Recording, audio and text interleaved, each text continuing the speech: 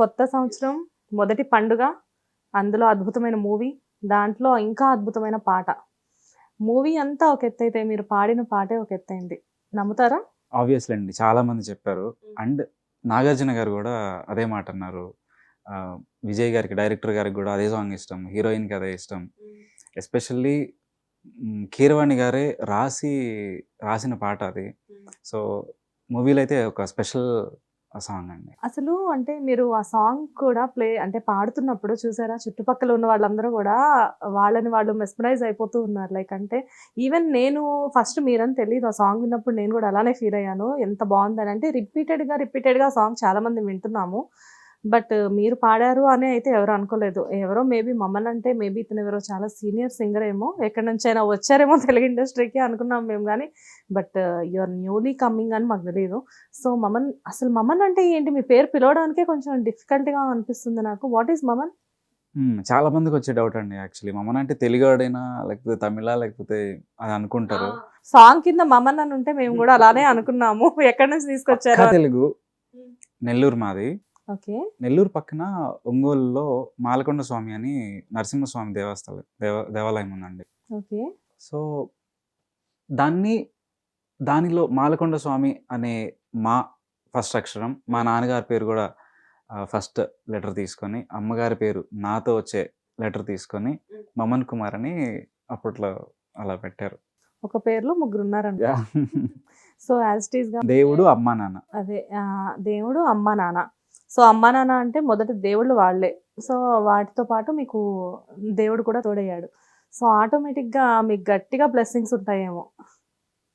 So, ఆ blessings తోటే మీరు ఇండస్ట్రీకొచ్చారా? తప్పకుండా అనుకోవచ్చండి యాక్చువల్లీ. ఎందుకంటే మా ఊర్లో రాముడి మన తిరునాళ్ళు జరుగుతాయి గదా! అసలు నా సింగింగ్ స్టార్ట్ అయిందే అక్కడి నుంచి. ఓకే. ఫ్రెండ్స్ అందరూ ఏదో నేను పాడతాను గదా! అనేసి కలిసి స్టేజ్ ఎక్కించడం. ఆర్కెస్ట్రాలొచ్చినప్పుడు. సో, అక్కడ ఫస్ట్ ఏం తెలియకపోయినా అక్కడి నుంచి నేర్చుకొని మెల్లమెల్లగా హ్మ్. తర్వాత ఇండస్ట్రీలో మొదటి పాట ఎప్పుడు మొదలైంది? 6థ్ క్లాస్‌లో అందరి ముందు స్కూల్‌లో పాడాను. హ్మ్.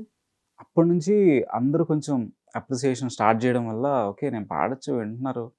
పర్లేదు ఓకే. అన్నట్టుగా అనిపించిందనమాట.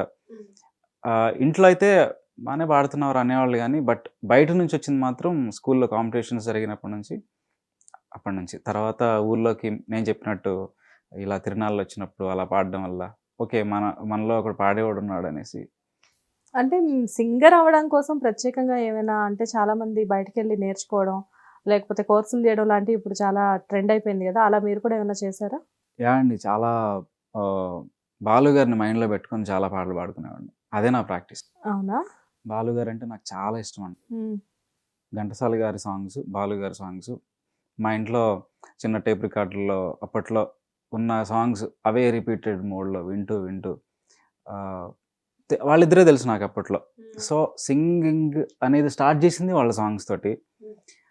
ఆహ్, అలా స్టార్ట్ అయింది సింగింగ్. అంటే ఫస్ట్ సాంగ్ స్టార్ట్ చేశారు కరెక్టే. కానీ ఇండస్ట్రీకి ఎప్పుడొచ్చారు మరి? 'పాడుతా తీగ' అండి. 2015లో 'పాడుతా తీగలో' పాడాను. ఎలా ఆపర్చునిటీ? అంతకంటే ముందు ఒక స్టోరీ చెప్పాలంటే, నా 7థ్ క్లాస్‌లో ఒకసారి అప్రోచ్ అయ్యాను 'పాడుతా తీగ' సెలక్షన్స్‌కి. సెవెంత్ క్లాస్‌లోనే. యాహ్! ఓకే. తెలీదసలు ఎలా ఉంటాయో సెలక్షన్స్ ఎలా ఉంటాయో గూడా తెలీదు. అక్కడికెళ్తే మొత్తం పెద్ద లైనుంది. ఎక్కడ నెల్లూరులోనా? నెల్లూరులోనే వింటున్నారు. చాలామంది అమ్మవాళ్ళు, వాళ్ళ పేరెంట్స్ వచ్చి ఇలా పాడాలి, అలా పాడాలని చెప్తున్నారు. కొందరు బుక్స్ తిరిగేస్తున్నారు. నాకేం తెలీదు. జస్ట్ ఒక పాట మైండ్‌లో పెట్టుకొని ఎళ్ళిపోయా. ఎళ్తే అక్కడ ఫస్ట్ సాంగ్ పాడిన తర్వాత బయలుదేరమన్నారు. మీరు చెప్తుంటే నేను ఇంకా ఏమనుకుంటున్నాను, మేబీ అప్పుడేమన్నా ఛాన్స్ దొరికిందేమో అని జెప్పి.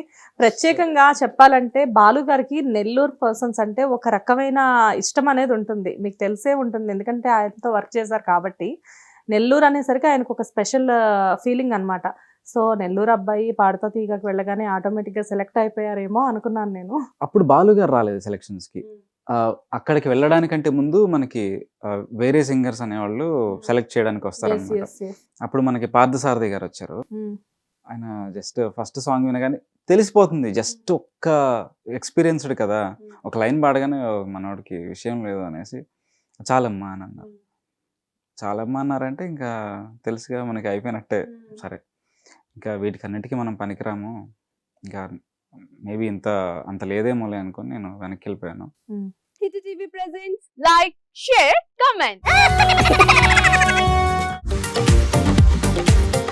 టీవీ వాళ్ళకు కూడా నేను ఒక సర్ప్రైజ్ ఇద్దాం అనుకుంటున్నాను. మీరు మాత్రమే జెస్సీ ఎందుకు అయ్యారు? ఇలాంటి అమ్మాయిలకి పిలవడానికి బాగుంటుంది.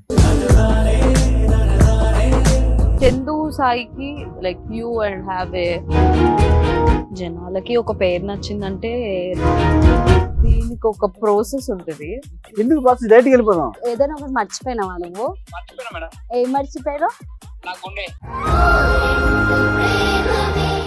ఏదో ఆ టైంకి మన సుడి బాగుంటే ఎవరన్నా చూపింటే రాయగలం కానీ డోర్ టు డోర్ సేల్స్ చేసేవాళ్ళు. శారీ వస్తుంది, శారీలో వెనకాల కట్టుకుని